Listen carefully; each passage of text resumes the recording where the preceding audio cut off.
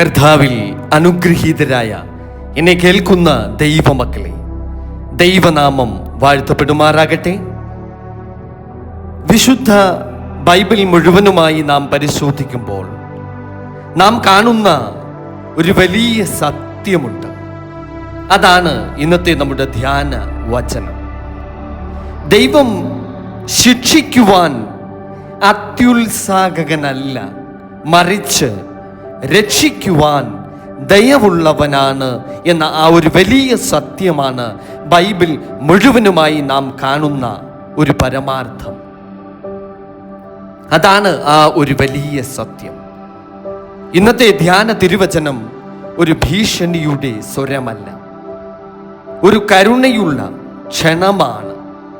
അതാണ് ഇന്നു നാം ധ്യാന തിരുവചനമായി തിരഞ്ഞെടുത്തിരിക്കുന്ന വിഷയം. അത് യിരെമ്യാ പ്രവാചകന്റെ പുസ്തകം 25-ാം അധ്യായം 5-ാം വാക്യം. അവിടെ ഈ പ്രകാരം നാം കാണുന്നു: നിങ്ങൾ ഓരോരുത്തൻ താൻ്റെ ദുർമാർഗവും ദുഷ്പ്രവർത്തികളും വിട്ടുതിരിയുവിൻ. എന്നാൽ യഹോവ നിങ്ങൾക്കും നിങ്ങളുടെ പിതാക്കന്മാർക്കും തന്ന ദേശത്ത് നിങ്ങൾ എന്നേക്കും പാർക്കും. ആമേൻ, സ്തോത്രം, ഹല്ലേലൂയ. വിട്ടുതിരിയുവീൻ എന്നാണ് ആ വചനത്തിൽ പറയുന്നത്. എന്നാൽ നിങ്ങൾ പാർക്കും. അവിടെ ആ വചനത്തിൽ അനുതാപവും പുനഃസ്ഥാപനവും അനുഗ്രഹവുമാണ് നാം അവിടെ വ്യക്തമായി കാണുന്നത്. ഇവിടെ ദൈവം ആദ്യം നമ്മോട് ആവശ്യപ്പെടുന്നത് നമ്മുടെ മാറ്റമാണ്, നമ്മുടെ ഹൃദയ മാറ്റം. അതിനുശേഷമാണ് അനുഗ്രഹം. അതിൻ്റെ പശ്ചാത്തലം യിരെമ്യാവിൻ്റെ കാലത്താണ്. യിരെമ്യാ പ്രവാചകൻ സംസാരിച്ച കാലം ആത്മീയമായി തകർന്ന ഒരു കാലഘട്ടത്തിലായിരുന്നു. ദൈവം അവരെ അനുഗ്രഹിച്ചിട്ടും അവർ ദൈവത്തിലേക്ക് തിരിഞ്ഞു വരാതെ ദുഷ്പ്രവർത്തികൾ ജീവിത ശൈലിയായി മാറിയ ഒരു കാലഘട്ടമായിരുന്നു അന്ന്.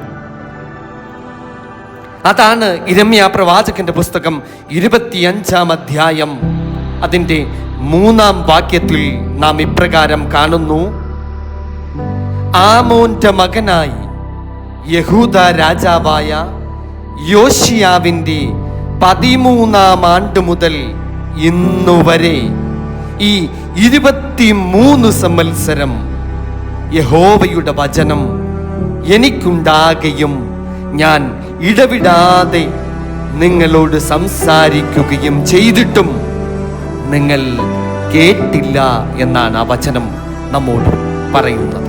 ആമേൻ. എന്നിട്ടും ദൈവം പറയുന്നു, അവരോട് പറഞ്ഞു, ഇനിയും ഒരു വഴിയുണ്ട്. നിങ്ങൾ ഓരോരുത്തൻ്റെയും വ്യക്തിപരമായ ഉത്തരവാദിത്വം. ഈ വചനത്തിൽ ദൈവം പറയുന്നതൊന്ന് ശ്രദ്ധിക്കൂ. നിങ്ങൾ ഓരോരുത്തരും, അങ്ങനെയാണ് യേശു തമ്പുരാൻ പറയുന്നത്. നിങ്ങൾ കൂട്ടമായി അനുതപിച്ചാൽ മതി എന്നല്ല, നിങ്ങൾ ഓരോരുത്തരും. ഇവിടെ വ്യക്തിപരമായ മാറ്റമാണ് ദൈവം ആവശ്യപ്പെടുന്നത്. അതാണ് പ്രിയ ദൈവമക്കളെ ദൈവം നമ്മോട് ആവശ്യപ്പെടുന്നത്.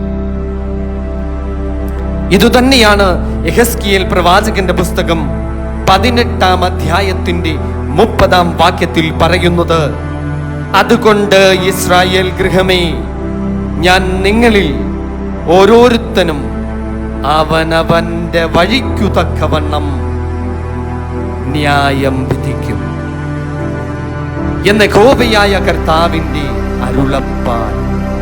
അകൃത്യം നിങ്ങൾക്ക് നാശമായി ഭവിക്കാതിരിക്കേണ്ടതിന് നിങ്ങൾ മനം തിരിഞ്ഞ് നിങ്ങളുടെ അതിക്രമങ്ങളൊക്കെയും വിട്ടുതിരിയുവിൻ എന്നാണ് നാം അവിടെ കാണുന്നത്. ദേവാലയങ്ങളിൽ പോകുന്നത് കൊണ്ട് അതുകൊണ്ട് മാത്രം മതിയാകുന്നു. നീ ക്രിസ്തീയ കുടുംബത്തിൽ ജനിച്ചതുകൊണ്ട് അതുമാത്രം മതിയാകുന്നില്ല. മറ്റുള്ള ജനങ്ങളുടെ മുൻപിൽ നീ ക്രിസ്ത്യാനി എന്ന പേര് പറഞ്ഞതുകൊണ്ട് അതുകൊണ്ട് യാതൊരർത്ഥവുമില്ല പ്രിയ ദൈവമക്കളെ. നിന്റെ വഴികൾ, നിന്റെ തീരുമാനങ്ങൾ ദൈവത്തിനു മുൻപിൽ പരിശോധിക്കപ്പെടണം. അതാണ് പ്രിയ ദൈവമക്കളെ. ദുർമാർഗം എന്നത് തെറ്റായ വഴികൾ, അത് ദൈവമില്ലാത്ത ഒരു ദിശയാണ് ദുർമാർഗം. അവിടെ സ്വാർത്ഥത, അഹങ്കാരം, ദൈവത്തെ അവഗണിക്കുന്ന രീതിയിലുള്ള ജീവിതം, അതാണ് നാം അവിടെ തെളിഞ്ഞു കാണുന്നത്. അതാണ് സദൃശ്യവാക്യങ്ങൾ 14-ാം അധ്യായത്തിന്റെ 12-ാം വാക്യത്തിലും പറയുന്നത്. ചിലപ്പോൾ ഒരു വഴി മനുഷ്യന് ചൊവ്വായി തോന്നും, അതിൻ്റെ അവസാനമോ മരണവഴികൾ അത്രയെന്നാണ്. നമ്മൾ മനുഷ്യബുദ്ധിക്ക് ശരിയെന്ന് കരുതുന്ന പല വഴികളും അത് ദൈവത്തിനു മുൻപിൽ തെറ്റാണ്. അത് തെറ്റായിരിക്കാം, അത് തെറ്റു തന്നെയാണ്. ദുഷ്പ്രവർത്തികൾ അത് തുടർച്ചയായ പാപങ്ങളാണ്. അത് നടന്നുകൊണ്ടേയിരിക്കുന്ന ദുഷ്പ്രവൃത്തി എന്നത് ഒരിക്കൽ വീണ പാപമല്ല, അത് നടന്നുകൊണ്ടേയിരിക്കുന്ന ഒരു സംഗതിയാണ്. അത് നമ്മുടെ ദൈനംദിന ശീലമായി മാറിയ തെറ്റുകളാണ്. കള്ളം, വൈരാഗ്യം, അശുദ്ധി, അന്യായ ബന്ധങ്ങൾ, ഇവയൊക്കെയാണത്.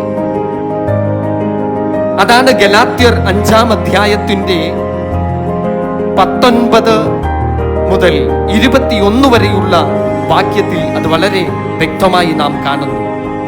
ജഡത്തിന്റെ പ്രവർത്തികളോ ദുർനടപ്പ്, അശുദ്ധി, ദുഷ്കാമം, വിഗ്രഹാരാധന, ആഭിചാരം, പക, പിണക്കം, ജാരശങ്ക, ക്രോധം, ശാഠ്യം, ദ്വന്ദ്വപക്ഷം, ഭിന്നത, അസൂയ, മദ്യപാനം, വെറിക്കൂത്ത് മുതലായവ എന്ന് വെളിവാകുന്നു.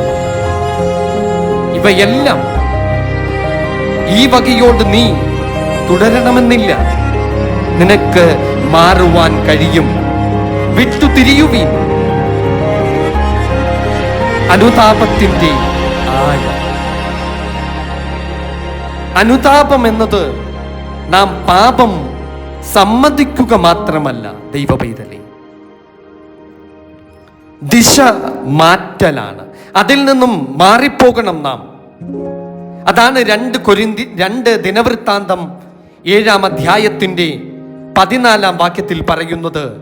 എന്റെ നാമം വിളിക്കപ്പെട്ടിരിക്കുന്ന എന്റെ ജനം തങ്ങളെ തന്നെ താഴ്ത്തി പ്രാർത്ഥിച്ച് എന്റെ മുഖം അന്വേഷിച്ച് തങ്ങളുടെ ദുർമാർഗങ്ങളെ വിട്ടു തിരിയുമെങ്കിൽ ഞാൻ സ്വർഗത്തിൽ നിന്ന് കേട്ട് അവരുടെ പാപം ക്ഷമിക്കുമെന്നാണ്.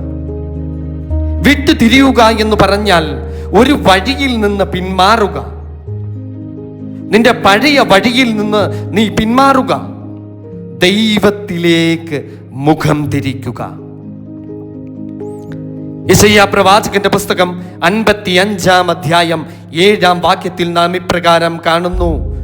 ദുഷ്ടൻ തൻ്റെ വഴിയെയും നീതികെട്ടവൻ തൻ്റെ വിചാരങ്ങളെയും ഉപേക്ഷിച്ച് യഹോവയിങ്കലേക്ക് തിരിയട്ടെ, അവൻ അവനോട് കരുണ കാണിക്കുമെന്നാണ്. സ്തോത്രം, ഹല്ലേലൂയ. വിട്ടുതിരിഞ്ഞാൽ യഹോവയായ ദൈവത്തിൻ്റെ വാഗ്ദാനം ഈ ധ്യാനവാക്യത്തിലൂടെ നമുക്ക് നേടിയെടുക്കാം. പക്ഷേ നീ വിട്ടുതിരിയണം. ഇവിടെയാണ് ദൈവത്തിൻ്റെ ഹൃദയം തുറക്കുന്നത്. ദൈവം പറയുന്നു, വിട്ടുതിരിയുക, ഞാൻ നിന്നെ പുനഃസ്ഥാപിക്കും. അതാണ് യോവേൽ പ്രവാചകന്റെ പുസ്തകം 2-ാം അധ്യായത്തിന്റെ 25-ാം വാക്യത്തിൽ നാം കാണുന്നത്. നിങ്ങളുടെ ഇടയിൽ അയച്ചിരിക്കുന്ന എൻ്റെ മഹാസൈന്യമായ വെട്ടിക്കിളിയും തുള്ളനും പച്ചപ്പുഴുവും തിന്നു കളഞ്ഞ ആ സംവത്സരങ്ങൾക്കു വേണ്ടി ഞാൻ നിങ്ങൾക്ക് പകരം നൽകും. ഹല്ലേലൂയ. പകരം നൽകുന്ന ദൈവം, പുനഃസ്ഥാപിക്കുന്ന ദൈവം. നിങ്ങൾ പാർക്കും സ്ഥിരതയുള്ള അനുഗ്രഹമുള്ള ഒരു പുതുജീവിതം. അതാണ് പ്രിയ ദൈവമക്കളെ, നിങ്ങൾ എന്നേക്കും പാർക്കുമെന്നാണ് തിരുവചനം പറയുന്നത്. അത് താൽക്കാലികമായ ഒരു അനുഗ്രഹമല്ല, സ്ഥിരതയുള്ള ദൈവിക ഉറപ്പാണ്. ദോഷം വിട്ടകന്ന് ഗുണം ചെയ്യുക, അപ്പോൾ നീ എന്നേക്കും പാർക്കും. കർത്താവേ, ഞങ്ങൾ ഞങ്ങളുടെ ദുർമാർഗവും ദുഷ്പ്രവർത്തികളും വിട്ടുതിരിയുന്നു.